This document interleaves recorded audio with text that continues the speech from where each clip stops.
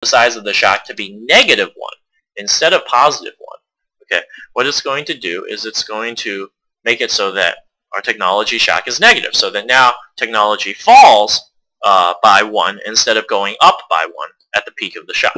So let's go ahead and try that. If I put in a -1 here for the size of the shock, okay, notice that technology dips to 0 before recovering back up to 1. Okay, and we have the predicted responses in our model variables. Okay, now capital goes down before recovering. Investment and consumption and output all fall before recovering. Hey, this looks a little bit like a recession. Okay. All right. So I hope you guys are having a little bit of fun with these models. I think these models are at least interesting to be able to set up in Excel, and it's cool to be able to play around with the different values to see what you get. Right? So for example, we can try different values here for the technology. I can try 2. I can try 3. I can set the size of the shock to whatever. Okay. We can try breaking the model. Like suppose I set this value to a bajillion. What happens? Okay. Well, actually, it didn't break our model. Our model can handle it fine. It just plots a very high value here. Okay. But we could try other things. Okay. We could try putting like an imaginary number in here or something like that. Okay. Let's play around. Have a little bit of fun with it. Play around with it. Okay. See what you get. Okay, anyways, now in the assignment, I ask you to look at what happens to our variable. Not only if I shock technology, but if I shock one of these other variables. Now, you might be wondering, okay, well, how do I do that? How do I shock these other variables? Well, it's really the same process. Okay, it's exactly the same process. You just want to insert 2 additional columns, okay, for whatever parameter that you want to shock. Okay, so for example, okay, let me go ahead and set this shock back to 0. So I'm going to change this period 1 shock value to 0. Okay, notice our economy is back in the steady state. There's no shock anymore. Okay, suppose I want to shock depreciation. Okay, well I'm going to insert 2 new columns. Okay, I'm going to call this first column the depreciation rate. Okay, so that's currently 0.5 or 0.05, but we're going to change it. And then here again, I'll have a column for size of shock. Okay, now here's a nice thing. You can pretty much just copy-paste this entire column from before.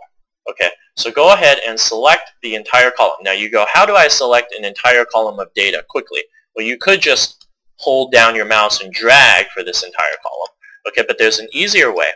Select the first cell, press Shift and Control at the same time on your keyboard. So I'm holding down Shift and Control right now, and then press the down arrow. You'll see that selects the whole column. Okay, now copy it, Control-C, okay, and then go back up to this other size of shock column and just paste that sucker in there. Okay, and now all of the formulas from before, notice all of the things we had before, including these formulas that cause the shock to decay down, okay, have been copied over to this new column. Okay, so now all we need to do is set the depreciation rate here, just like we did with technology. So for the depreciation rate now, I don't want it to always use the same depreciation rate. I want it to be equal to 0.5 plus the value of the shock. Okay, and again, I want to go here and I want to lock, press F4. I want to lock this the reference over here to the depreciation rate. Okay, so then if I update this downwards, okay, you'll see that what it does, okay, is that it takes this default depreciation rate that we had before, and then it simply adds the shock to it. Okay, right now there is no shock, so all of our depreciation rates are 0.5. Okay, but if we add the shock in period 11, just like we did before, okay, we see that actually we probably don't want a shock of size 1 here. We want a shock of, let's do 0.05. Okay, so that way we double our depreciation rate from 0.5 to 1.0. Okay, and that effect is simply going to persist as time goes on. Okay.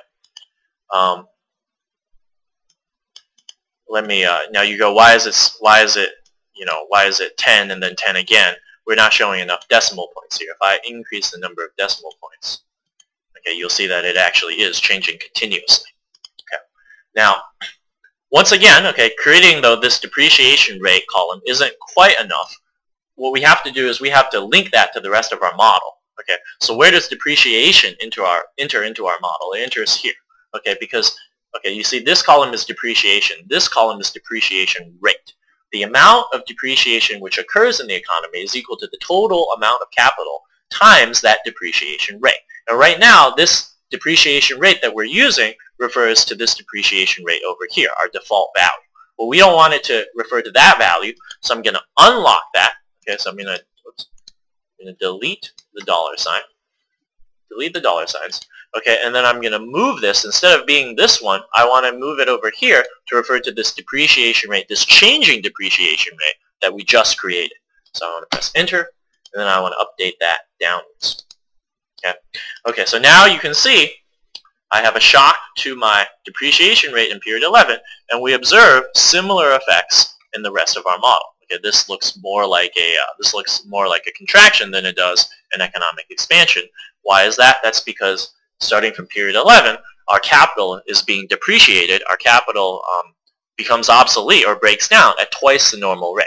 And so for a period of time, the total amount of capital in the economy is suppressed. Okay, and this leads to lower levels of consumption, investment, and output.